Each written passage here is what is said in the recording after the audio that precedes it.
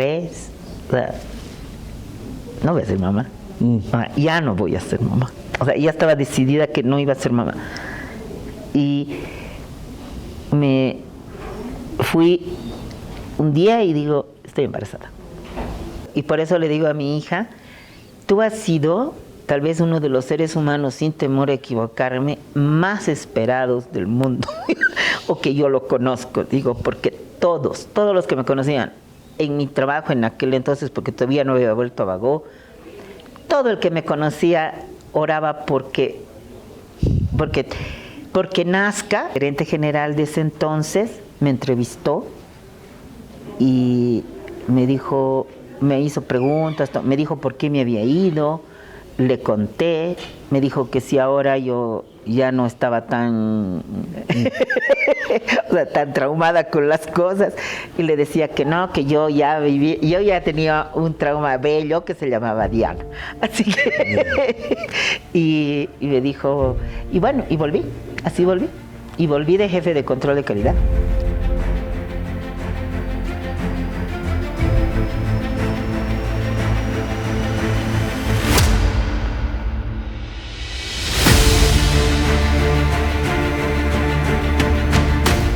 Sus dos hijos fueron un milagro. María René Centellas, la ejecutiva principal de Bagó Bolivia, está hoy con nosotros y nos va a contar este y muchos otros milagros de su vida. Milagros y cosas difíciles también que ha tenido que atravesar. Bienvenidos al podcast Doy Fe. Bienvenidos a Doy Fe. Hoy estamos honrados porque nos visita María René Centellas, gerente general y directora técnica de Laboratorios Bagó.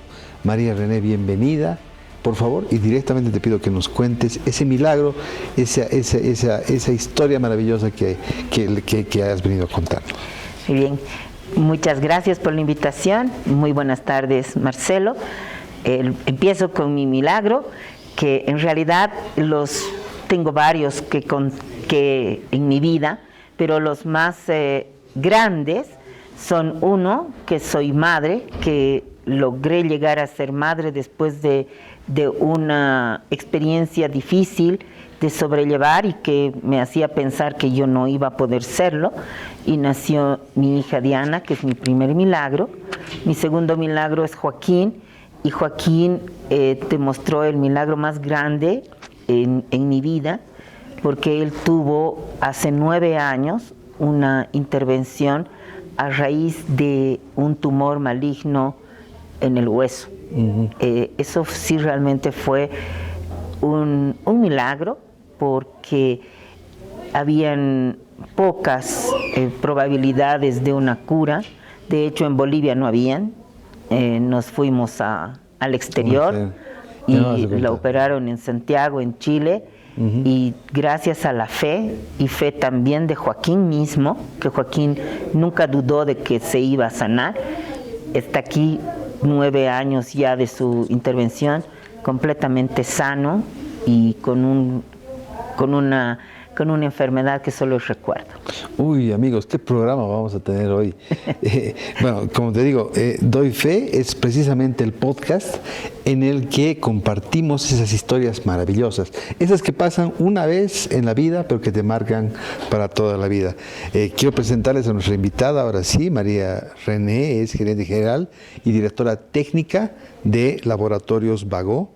Mamá, como nos ha dicho, de Diana y Joaquín, bioquímica farmacéutica con maestría en farmacia clínica y gestión farmacéutica, ha realizado programas de alta gerencia en INCAE. ¿Has viajado? He viajado a Costa Rica y a Panamá. Costa Rica y Panamá. Negociación en Harvard. Sí, he viajado a Harvard. Y Escuela de Productividad y Competitividad en la Universidad Católica. Sí, he tenido el orgullo de pertenecer a las maestrías para el desarrollo en el MBA. Hice el primer año, pero también por cuestiones laborales lo dejé, pero estaba a punto de salir. Pero tengo esa grata experiencia. Ojo, esto es algo sumamente importante para su vida, nosotros sabemos, porque María René está cumpliendo, al ser en el puesto en el que está, un propósito personal y familiar, que me nos vas a contar después, ¿no? Es el cargo que desempeñas en Bagó y también con tu familia. Es segunda vicepresidente del directorio de la Cámara Departamental de Industrias de la Ciudad de La Paz, directora de Pacto Global, ¿no es cierto? Sí. Miembro honorífico de la Federación de Empresarios Privados de La Paz, miembro del directorio de la Fundación Arcoíris y profesora de posgrado, ¿no?, de la Universidad Católica. Sí, tuve hace poco, me llenó de alegría porque volví a la docencia. Cuando yo estaba empezando en Bagó como jefe de control de calidad, hice una docencia en fui docente de la materia de farmacología en la carrera de bioquímica y farmacia. Fui 3 años, pero renuncié, lo dejé porque ocupé la gerencia de producción en Bagó. Y después de tantos años fui invitada a dar un módulo de un posgrado en la Católica. ¡Qué maravilla! Qué maravilla. Y me llenó de orgullo, de alegría y me inyectó una vez más, porque estar en contacto con las personas, con estudiantes, es lo más gratificante que uno puede tener. Yo quisiera tocar, para empezar, un momento triste que te ha tocado vivir con las gemelas. ¿Nos los puedes contar? Sí, yo estaba embarazada de gemelas. Sabía que eran mujeres y que iban a tener un parto prematuro, porque normalmente un embarazo gemelar no llega a término. Lamentablemente yo tenía polidroamios, pero que también estaba controlado. ¿Qué es la polidroamia? Doctora, que tienes bastante, por favor. que tenía bastante líquido amniótico. Entonces tenía un mundo de barriga, ¿no? Y se reventó, o sea, literalmente me reventé. Y nacieron un día antes de que puedan ser desarrollados sus pulmoncitos, por prescripción médica, porque así lo dispuso el médico. Tuve parto normal, no fue cesárea como estaba planificado, fue parto normal y las probabilidades de sobrevivencia eran pocas. Entonces yo... es muy triste y para mí era devastador. Y como médico seguramente tú lo sabías, ¿no? Sí, no, yo no soy médico, yo soy bioquímico farmacéutico. Bioquímico. Pero sí sabía. Y me dolía mucho porque yo sabía que las probabilidades eran pocas y yo estaba haciendo todo para que nazcan. O sea, yo he tenido parto normal, 2 partos normales en uno, o sea, uno tras otro. Y fue muy difícil porque yo me dijeron, yo escuché que una de ellas lloró, pero después ya no. Y me anestesiaron para sacarme la placenta, o sea, para terminar todo el trabajo de parto, y fue devastador. O sea, yo nunca he tenido un dolor tan grande como ese. O sea, no, hasta el día de hoy, yo me acuerdo y digo, no, ninguna mujer debería pasar por eso. Y desde ahí se me volvió una obsesión ser mamá. Primero, no. Pero fue ese momento duro, difícil. ¿Cómo lo pasaste? ¿Cuál fue el respaldo que encontraste? ¿En qué te refugiaste? ¿O buscaste el ánimo de volver a insistir? ¿Cómo fue? Porque hay un proceso. Sí, uno no puede inmediatamente, hay que esperar un tiempo. Entonces, me imagino que el duelo ha sido largo, ¿no? Sí, yo me refugié en mi mamá y en mi papá. Mi papá todavía vivía. El papá de mis hijos estaba en ese momento haciendo su año de provincia porque él sí es médico. Entonces yo estaba con mis papás todo el tiempo. Y también cuando nacieron las gemelas también estaba con mis papás. Y fue muy triste porque yo hice que decidieran por mí. Y las cremaron. O sea, es una etapa muy dolorosa para mí. Y encontré el apoyo en el amor de mi mamá y mi papá y mis hermanos. Para ese entonces yo tenía 2 sobrinas que hasta el día de hoy son también porque nacieron de mi hermana, no son mis hijas. Claro, claro, son, claro. son como mis hijas, mis sobrinas. Claro. Y ellas, el amor de ellas, lo que estaban, o sea, fue muy, muy duro para mí, pero recibí mucho amor también. O sea, ¿en qué me refugié? En ese amor, en el que tenía tanto amor a mi alrededor que no me fue posible derrumbarme del todo, pero sí cambié. O sea, ¿en qué afectó mucho en mí? En que yo no quería saber de mi trabajo. O sea, no quería saber de Bagó, porque yo entraba al laboratorio de control de calidad y veía todo y me acordaba todo lo que había llevado, con toda la consideración que me tenían, porque yo tenía una barriga inmensa, con todo lo que se conlleva un embarazo gemelar, porque no es normal, digo entre comillas. Entonces todo me traía recuerdos. Todo recuerdo, o sea, todo. Y era un recuerdo de algo, de un proyecto que nunca llegó a su fin, a un buen fin. Entonces yo renuncié. Renuncié. Claro, me he ido de Bagó. Y me han persuadido y yo no quería saber nada. O sea, y yo quería borrar de mí ese pedazo. Y ahora me pongo a pensar, y con todo lo que ha pasado la vida, con todo lo que leo, con todo lo que he estudiado, de todo lo que te puede influir, lo de antes, en tu vida, todo lo que puede influir en mi hija y en mi hijo principalmente, y digo, claro, yo no debería haber, o sea, yo, al decir no debería, es que yo digo, tal vez yo no debería haberlo hecho tan radical. ¿No? O sea, yo no quería acordar, o sea, no quería esos 7 meses de embarazo, no quería. Querías borrarlos de... Sí, por completo. Entonces he cambiado de trabajo, o sea, he renunciado, me he ido a otro trabajo, y el doctor Kushner en ese entonces, que para mí ha sido un ángel, porque mi mamá y mi papá querían que sepan qué me había pasado en mi organismo, porque yo, dicho sea de paso, nacieron las gemelas y yo me fui, me escapé del hospital.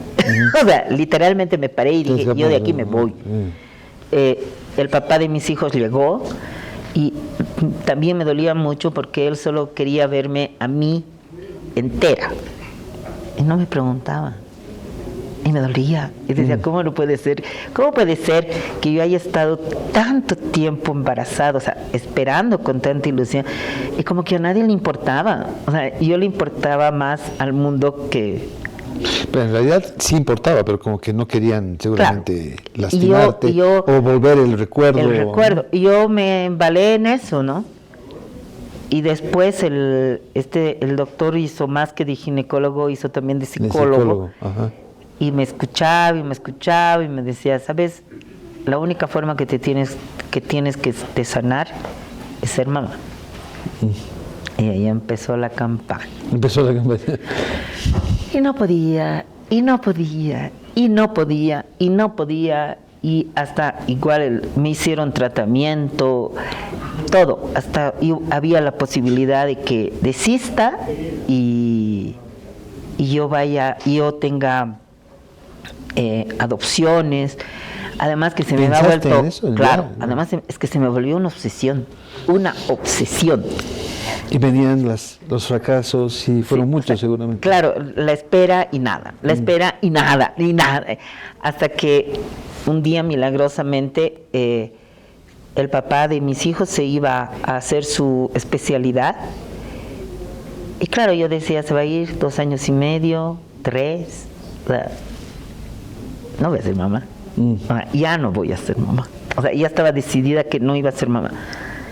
Y me fui un día y digo, estoy embarazada. Yo estoy embarazada. Porque además yo rezaba mucho y se me apareció, y hasta el día de hoy yo soy católica, y ahí fue mi gran milagro, porque yo creo mucho en la Virgen de Guadalupe. Ya. Porque se me aparecía. Y tú vas a saber que la Virgen de Guadalupe es la Claro, madre que espera, claro, claro. la Virgen de espera. Sí. Yo lo sabía. La Virgen de la Dulce Espera, le llaman. Sí, de la dulce espera. Y yo rezaba para estar embarazada, y claro, yo decía, si yo no me embarazo ahora, ya no me voy a embarazar dentro de 3 años, o sea, va a ser, ¿no? Y yo pensé, ¿Y dije, cómo fue el el que yo estaba embarazada? Sí. Nomás, así nomás, pues, o sea, o sea, una de las veces digamos, sí. Y antes de que tu esposo viaje. O sea, claro, el viaje antes. estaba- Él se tenía que ir y Claro. era exactamente una semana a antes eso de me que él refiero, se el vaya. tiempo, sí. Yo Tin, he ahí dicho, fue, ese fue. no, yo he dicho, yo estoy embarazada. Ah, ya sabías que estaba Sí, embarazada. y, Eso y no fui estaba donde, claro. sí, y yo fui donde el doctor, y el doctor me dijo, es bien temprano saber que estás, pero te vamos a sacar sangre y vamos a hacer con progesterona y vamos a saber si estás embarazada. Pero no vale la pena ponerse nerviosa, no vale la pena ilusionarse, las cosas pasan porque sí, y los hijos vienen porque Dios los Claro. quiere que vengan, me decía el médico. Yo estoy, y me ha sacado y me ha Está, dicho, bueno. estás, ya está. Ahora, Pero ¿qué? me has dicho se te aparecía. Sí, se me aparecía la Virgen de Guadalupe ¿Cómo? en la televisión, Ya. que cualquier cosa que tú le pidas, o sea, yo prendía por cualquier motivo y aparecía así.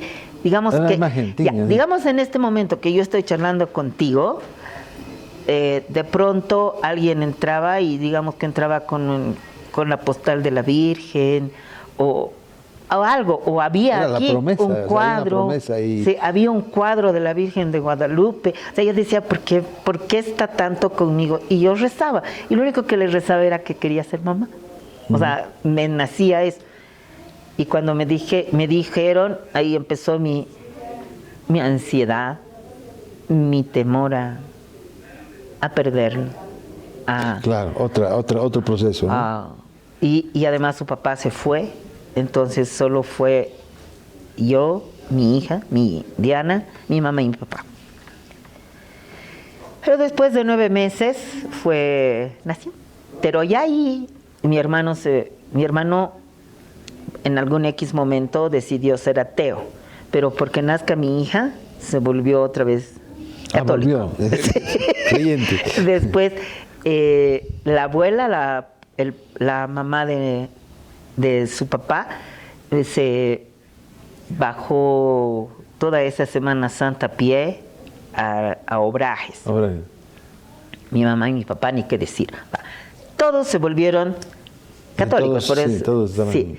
O sea, se Pero volvieron todos estaban, creyentes digamos, en en eso. fe, ¿no? Sí, entonces. ¿Das fe de eso? Sí, doy fe de eso. Y por eso le digo a mi hija, tú has sido tal vez uno de los seres humanos, sin temor a equivocarme, más esperados del mundo. O que yo lo conozco, digo, porque todos los que me conocían en mi trabajo en aquel entonces, porque todavía no había vuelto a Bagó, todo el que me conocía oraba porque nazca. No sabía que era mujer, nunca me hicieron una ecografía, porque con las gemelas me hacían cada semana una ecografía, con ella no me hicieron nunca, no sabía el sexo.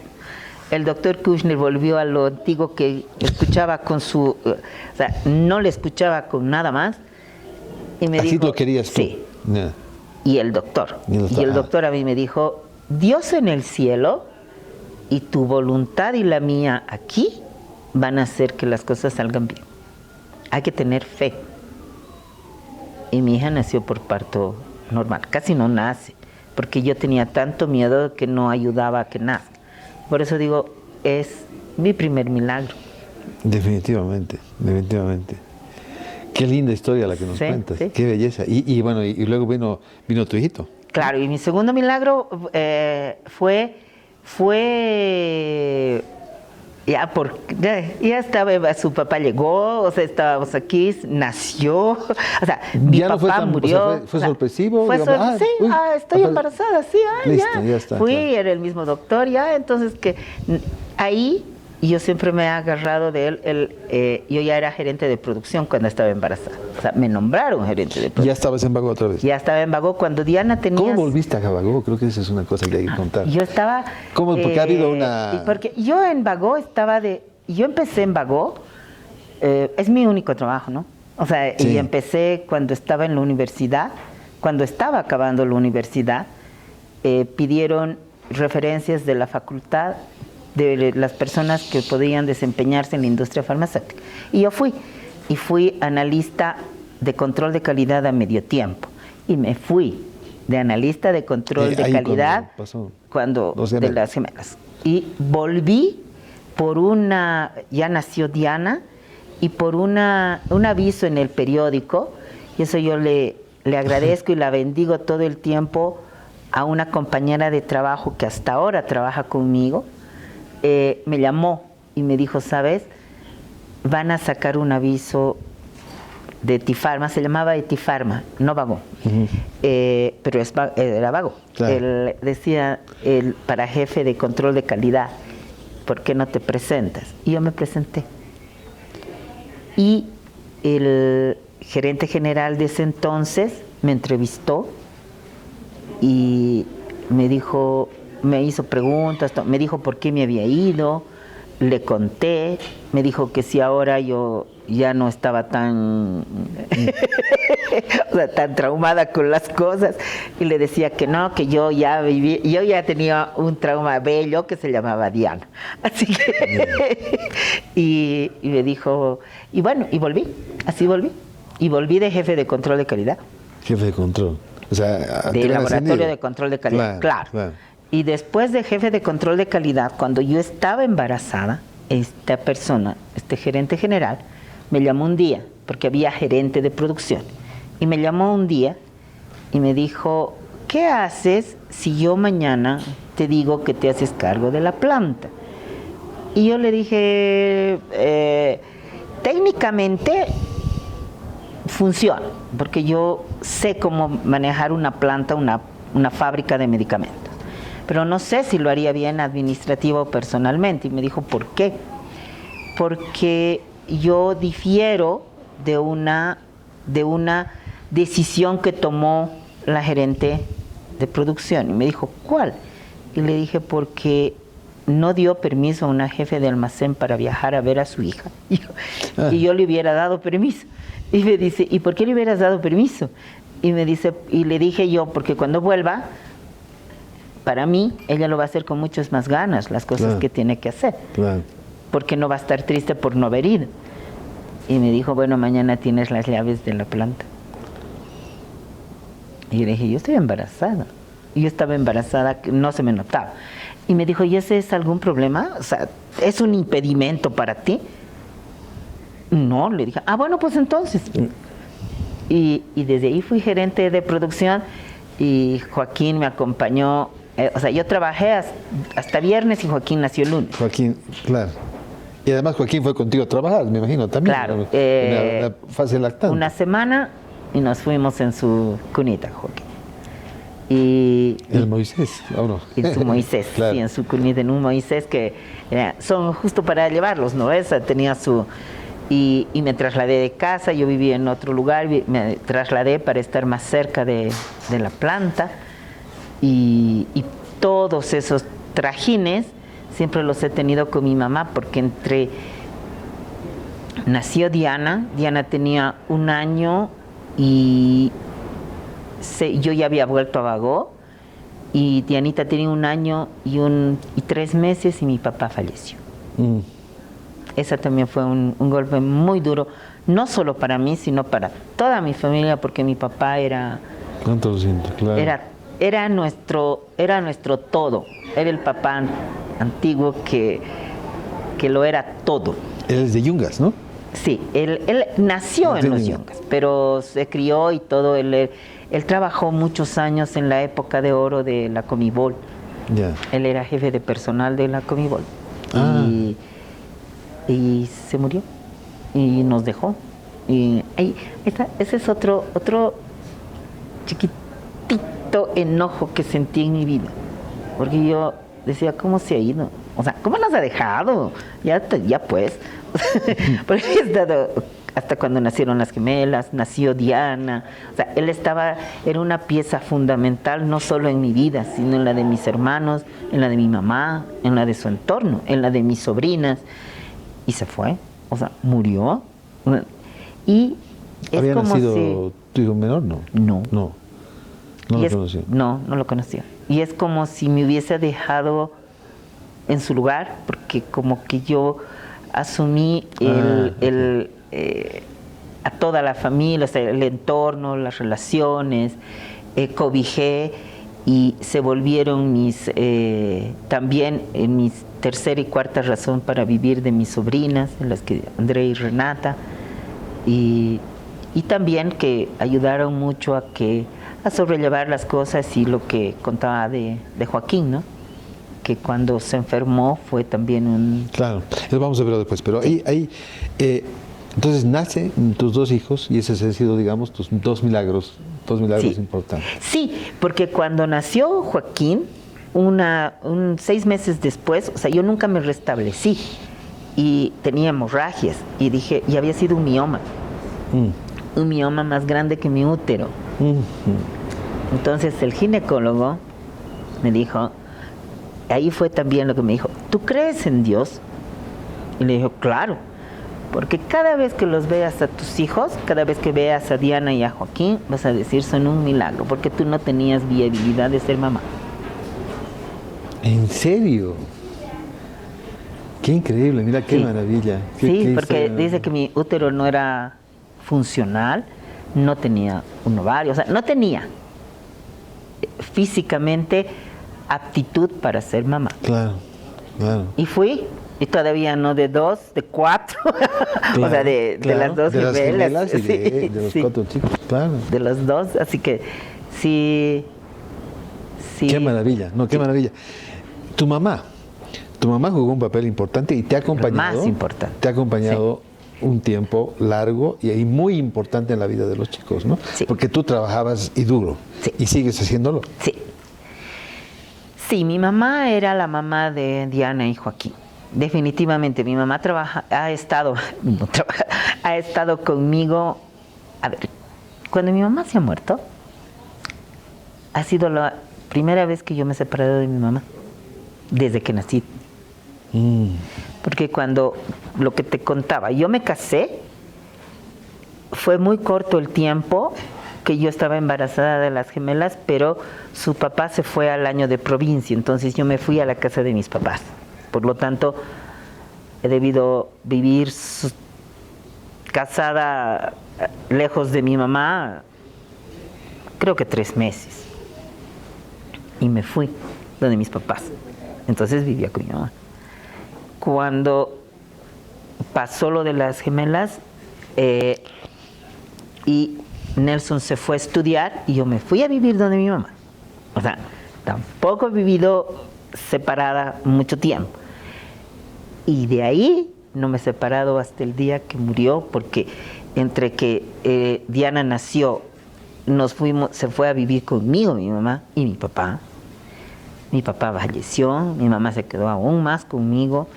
Nos trasladábamos de lugar, de barrio, de todo, y mi mamá siempre conseguía un departamento arriba o abajo, una casa al frente, o sea, pero ella vivía y dormía con mis hijos, Ella tenía su casa para decir que tenía. Y el día que nos hemos separado ha sido cuando ella ha fallecido. Y ha fallecido en mi casa y con nosotros, y con mi hijo en el Da Vinci. Da Vinci, seguía saliendo bachiller. Y hasta el día de hoy, Diana y Joaquín, no hay día que no se acuerden de mi mamá. De su abuela, claro. Y de todas las enseñanzas que ella les ha dado y todo el amor que les ha dado y de todas las peleas que tenían, ¿no? Porque claro, las travesuras, me imagino, Sí. todas las historias que debe haber ahí, que deben ser maravillosas, ¿no? Sí. Vamos con Joaquín. Joaquín ha tenido un milagro que lo has adelantado al principio y quisiera que nos lo cuentes en detalle, si se puede. ¿Cuándo detectaron ese tumor en el ómoplasma? Fue un día en el que Él se quejaba unas semanas antes de un dolor en el brazo. Y su papá le decía, debe ser que tú estás manejando el auto así y te da el aire. Sí, pero me duele mucho el brazo y me duele el brazo. Y decía, sí, pero debe ser algo que el frío. Y cuando empezó con mayor intensidad su dolor, y un día me dijo, ¿sabes? Necesito que me lleves al traumatólogo, porque de verdad me duele. Y yo tengo miedo de tener algo en mi brazo. Y le dije, vamos. Y me dijo, pero no le digas a mi papá, porque como su papá es médico, su papá le decía, toma tal cosa, hace esto, y le dice. Y le dije, es que yo no puedo hacer eso, hijo. Yo le tengo que contar, porque él nos tiene que decir dónde ir. Y me dice, ¿y no será que me duele por esto? Y yo le toco y le digo, ¿qué tienes ahí? Y le muestro a su papá, y su papá le levanta, y como es médico dijo, no, esto hay que sacar radiografía ya, y con la radiografía ir al traumatólogo. Y ella empezó todo. Ya se detectó. Sí, le hicieron biopsia aquí, le hicieron centellografía, muchas pruebas difíciles. Querían sacarle acá, pero con la idea de que podía quedarse su brazo pegado al dorso, porque no sabían cómo podía, que tenían que sacarle todo el omóplato, hasta que una doctora dijo, no, por eso sé, dijo, no hay tumor benigno en el hueso, todos los tumores son malignos y eso es maligno. Y nos fuimos a Chile, primero a una consulta a la Fundación Arturo López Pérez, que es de cáncer, es el centro oncológico más grande de Latinoamérica. Y fuimos ahí, lo vieron, le hicieron la biopsia, sí detectaron que era condrosarcoma grado 2. Grado 2. Sí, y que eso había que operar. Ya. Fueron, y hasta el día de hoy Joaquín me dice, no se compara ningún entorno con lo que siente la persona. Para él fue devastador, para él y para nosotros también, pero era tal la fe. Y ahí tuve los ángeles, que eran las personas de Bagó de Chile, que yo fui y estaba todo arreglado, todo, o sea, hotel, departamento para ¿Cuándo fue esto? El 2015, en junio del 2015. Teníamos hotel, teníamos todo, y paradójicamente era la Copa Sudamericana de fútbol. La Copa América. La Copa América, no sé, América, de esa vez. Y estábamos, le hicieron todo, y gracias a todo el accionar de dos personas, principalmente del presidente de la región andina sur de Bagó y del gerente comercial de la región andina sur, que radican en Santiago. E hicieron todo para que no sea tan difícil ni sea tan angustiante, y así fue. Y los accionistas, el señor Bagó, Sebastián Bagó, y los señores Bagó, que están en la Argentina, me dieron el 100% del apoyo. O sea, no hubo en ningún momento... Qué bendiciones y cuántos milagros, ¿no? Sí, ni una duda de decir, no, ahora ella no está. Como te digo, en el 2015 yo ya supe cómo era trabajar en forma virtual, claro, a distancia. Dejaste todo, claro. Todo. Y yo estaba en Santiago, pero me comunicaba por Skype. Iba a Bagó, Chile, para poder hablar por teléfono en forma directa a Bagó de Bolivia. O sea, y fue un mes y medio más o menos, y ya me vine con Joaquín, ya el operado, con las primeras pruebas de que estaba bien, y de ahí volvimos a ir primero cada 3 meses, después cada 6 meses, después cada año, hasta la pandemia. Y ahí ya se reveló Joaquín y me dijo, sabes que ya estoy bien. Y aquí me hicieron el PET scan el 2020 y ya está sano. Ya, milagro consuma. Qué bien, Sí. qué maravilla. Sí, Qué maravilla. sí. Y quiero preguntarte, bueno, varias cosas, tengo varias preguntas. Tú crees firmemente, y me comentabas antes de la Sí. larga charla que Sí. hemos tenido hoy, que cada persona tiene un propósito, ¿no? ¿Puedes hablarnos de esto un poco más? ¿Y cuál es tu propósito, que creo que es similar al que tienes en el trabajo y en tu familia, ¿no?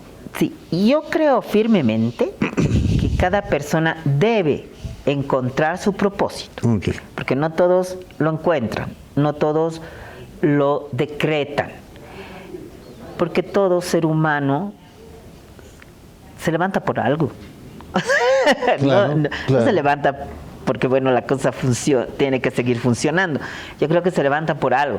Lo que hay que hacer es encontrar ese algo, porque ahí radica tu felicidad, tus momentos felices, tus decisiones de ser feliz, tu satisfacción. Para mí el propósito es también lo que se llama Ikigai, que sí lo es. Lo he leído mucho, de hecho tengo un libro que de tanto en tanto lo sigo leyendo. He seguido varios seminarios al respecto y pienso que el propósito es lo que te mueve, el propósito es lo que te da un norte, te da tu objetivo. Y yo lo tuve desde que tengo uso de razón y con todas las cosas que me han pasado. Yo siempre decía que lo que yo quería hacer en el mundo era hacer el bien. De hecho, yo siempre decía, yo concuerdo con la frase que dice en la Miss Universo, ¿no? Dice que quiere paz y felicidad en el mundo. Sí. Bueno, yo tenía la frase, ya me faltaba la belleza, pero tenía la frase. Y yo siempre he querido hacer el bien. Decía, bueno, pero entonces esa es pues mi razón. Claro. O sea, yo quiero hacer el bien. Y lo he hecho y lo trato de hacer en mi oficina, en mi trabajo, en el contacto con las 700 personas que somos en Bagó de Bolivia a nivel nacional. Lo hago con toda mi familia, principalmente con Diana, Joaquín, Andrea, Renata. Tengo también otras 2 sobrinas, Paulita y Natalia, que son las hijas de mi hermano. O sea, trato de... Todas mujeres. Ah, no, menos... No, pues Joaquín es el único Joaquín es el varón. único varón, eso iba. Ah. Sí, Joaquín es el único varón. Trato de hacerles el bien, trato de, además de trascender, o sea, de demostrarles que se puede hacer el bien. Y a la vez decía, sí quiero hacer el bien, pero quiero hacer en forma que impacte, que dé frutos de ejemplo, que sirvan de ejemplo. No quiero lastimar al medio ambiente, quiero hacer algo, no solo para decirlo, sino para hacerlo. Y claro, ahí me he dado cuenta que tenía que ser la sostenibilidad.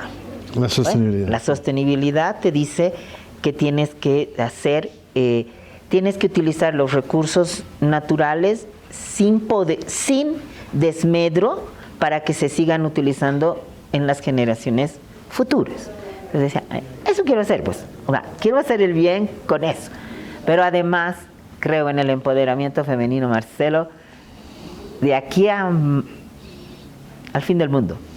Y digo, yo creo que el empoderamiento de la mujer nace en una persona y tiene que ser trascendido. Claro. Y tenemos que empoderar a las mujeres todos los días. Bueno, no por nada, Merco te ha nombrado la segunda mujer más influyente de Bolivia. ¿Qué se siente tener cómo has recibido ese reconocimiento? Bueno, primero con satisfacción, después con mucho compromiso y responsabilidad. Digo, bueno, ese es el camino. Entonces, ya que soy reconocida, tenemos que seguir y tenemos que mejorar aún más y tenemos que prepararnos más, tenemos que trascender más y ser ejemplo de más mujeres cada vez. Es difícil en cómo está ahora el empoderar a la mujer? ¿Cómo se lo hace en Bagó, por ejemplo? Bueno, estoy convencida de que todo lo que tú quieres mejorar tienes que medirlo. Y hay una medición. En Bagó, ¿cómo lo hacemos?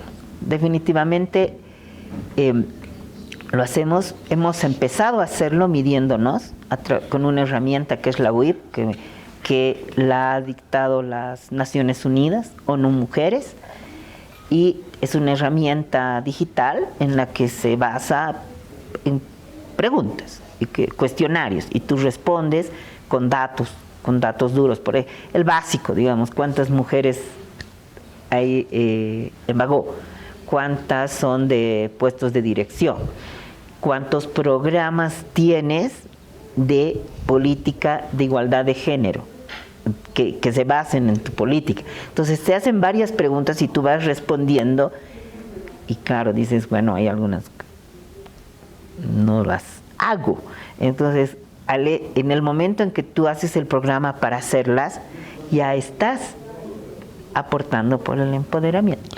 Claro, totalmente. Entonces, sí, nuestra meta, bueno, nosotros somos 55% mujeres, 45 hombres. Y en los puestos de dirección, en todos estamos un poquito más, 65 mujeres, 35 hombres en los puestos de dirección. Pero eso, además, algo que además de esta herramienta y de ver, como política tenemos que el cargo no tiene género.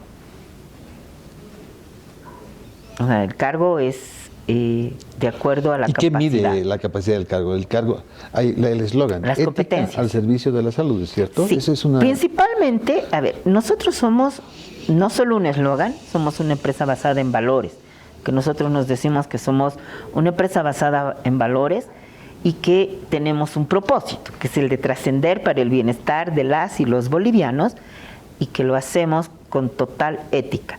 ¿Por qué ética? Porque nosotros tenemos ética al generar la demanda. Bagó de Bolivia, el 80% de sus medicamentos son de promoción médica, o sea, son de receta. Por lo tanto, nosotros tenemos que generar la demanda a través de la visita médica, orientando al médico y mostrándole los beneficios para sus pacientes al utilizar nuestros medicamentos. Por lo tanto, es una demanda ética, no es transaccional. Por eso es ética al servicio de la salud. Bueno, y realmente ahora, tú eres una mujer de fe y eres también una mujer de ciencia. ¿Hay un equilibrio ahí? ¿Cómo manejas eso? Buena pregunta. Yo creo que, yo formulo, te cuento. O sea, yo hago, mi parte científica, y por eso te decía, sí, soy directora técnica, porque yo formulo, yo ideo los nuevos medicamentos, las nuevas formas farmacéuticas en el mercado. Y para eso tú tienes que tener una base 100% científica y práctica y lógica. O sea, tú no puedes, tú tienes que demostrar que 2 más 2 es 4, y no va a ser 3, ni tampoco va a ser lo que tú quieras, como te dice el abogado. Pero pienso y digo, es que en mi fe, es que ese 2 más 2 es igual a 4, también es porque Dios quiere. Claro. O sea, yo soy una mujer de fe inquebrantable. O sea, yo siempre, antes, en las mañanas, lo primero que hago es encomendarme a Dios y no me avergüenzo.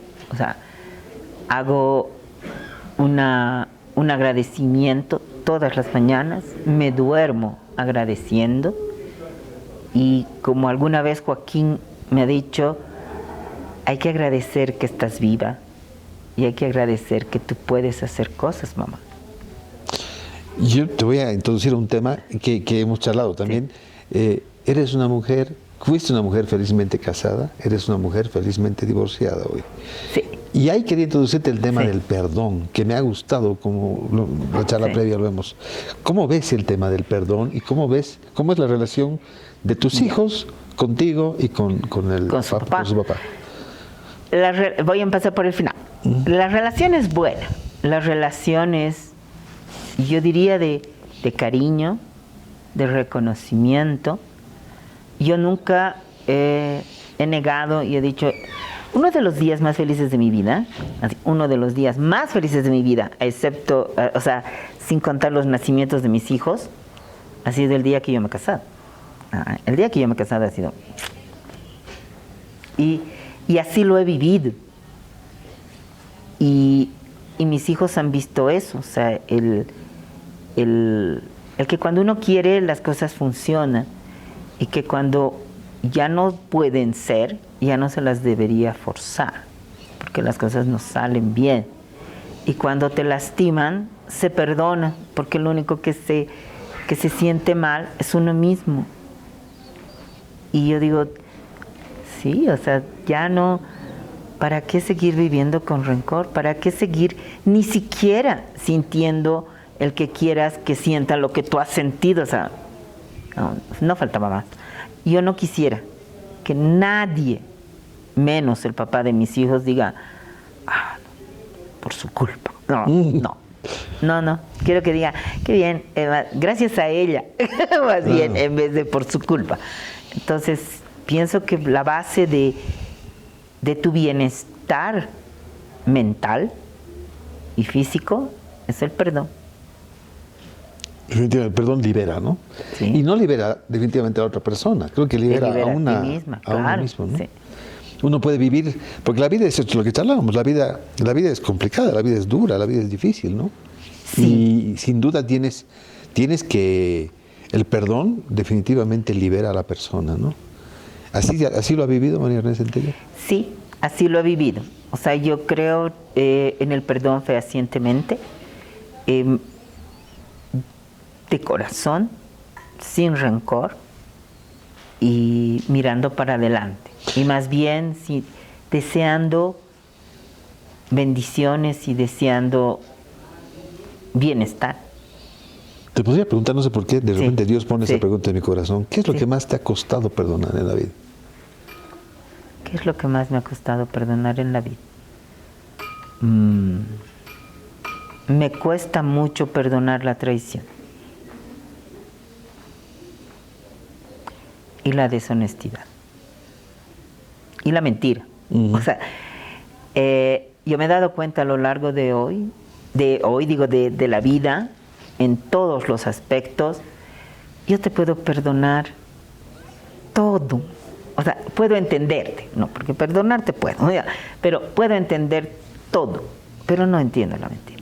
No entiendo ni la tolero. O sea, no puedo. No puedo.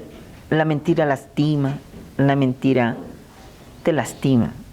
O sea, es un pecado por eso. Sí, porque lastima al ser humano, ¿no? Sí, creo que es eso. La mentira es lo que yo no puedo tolerar, porque perdonar al final perdono, porque si no, imagínate, viviría en un odio. No, pero perdono, pero sí no tolero. Y separo de mi vida a las personas que mienten. O sea, trato de estar sin ellas cerca. Qué interesante charla. Y digamos, ¿cuáles son para ti las bases para ser una persona exitosa como eres tú? Básicamente. Porque eso eres una persona muy exitosa, eres una persona que... Yo creo... además un ejemplo. Sí. Por eso estás aquí, ¿no? Sí, gracias. Y yo pienso, lo primero es el propósito. El que tú tengas un propósito en la vida hace que todo lo que tú vayas trazándote hacia ese propósito, hacia ese objetivo, va a ser justamente para cumplirlo. ¿Y cómo te preparas? Yo pienso, ahí viene lo otro, digo, yo tengo y he adoptado una frase y digo, no hay mayor poder que el conocimiento, ni la autoridad que los valores que tuvieras. Entonces, yo pienso que de hecho, yo lo veo conmigo y digo, a mí me gusta aprender. He llegado a decir que mi hobby es aprender. Me gusta estar todo el tiempo aprendiendo y desaprendiendo. Sé que en este momento, por ejemplo, lo que yo sabía y lo que aprendí hace 30 años ya no son suficientes, porque ahora yo tengo que saber de tecnología, lo que no se sabía en la universidad cuando yo estaba en la universidad. No se tenía tantos equipos automatizados, por lo tanto tú tienes que ir adquiriendo conocimientos, tener ya hay la inteligencia artificial, ya tienes que llegar a tener también conocimientos de economía, porque cómo vas a hacer con las criptomonedas, o sea, te hablan de un lenguaje que si tú no te estás en continuo aprendizaje, no llegarías a tener espacio. Estás hablando de excelencia, ¿no?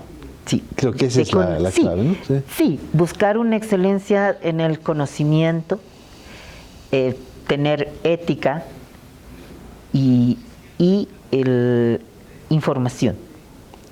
Qué linda charla. Gracias, María René, por dar fe de esas historias maravillosas y excepcionales que nos has contado. Y como decimos siempre, y ese es un eslogan, no un eslogan, creo que está yendo cada vez más allá y lo entendemos así, ¿no? Son cosas que pasan pocas veces en la vida, pero que nos marcan para siempre. Son los milagros. Exactamente. Gracias por estar con nosotros. Gracias, Marcelo. Muchas gracias a ti. Agradecemos a todos por acompañarnos en este episodio de Doy Fe. Si te ha gustado el episodio, por favor, síguenos en nuestra... Danos un me gusta y síguenos y comenta sobre este podcast con tus familiares y amigos. Este es el adelanto de nuestro próximo programa. Una señora bien simpática y todo, se acerca y me dice, usted me ayudó la otra vez en emergencias. Me dice, pues la verdad no me acuerdo, le digo, pero sí, porque hay tanta gente. Sí, usted me ayudó, yo estaba con ellos. Ah, sí, claro. Usted estaba con el yeso y la tenía que operar, pues me operaron, mire, estoy bien, me dice. Yo he venido a agradecerle, me dice, y me da su tarjeta. Me dice, yo sé que usted no es de aquí, que está con una beca bajita, ¿y cómo sabe tanto? Me dice, yo soy la jefa de becas. Yo no le puedo dar a usted la beca, pero su esposa está en medicina o está en bioquímica. Pues le damos a ella la beca, y le dieron la beca por 2 años. O sea, la señora era mi angelito, o sea, yo le ayudé a una persona sin saber quién era y la persona me ayudó el doble. Gracias, María René, una vez más. Un gusto.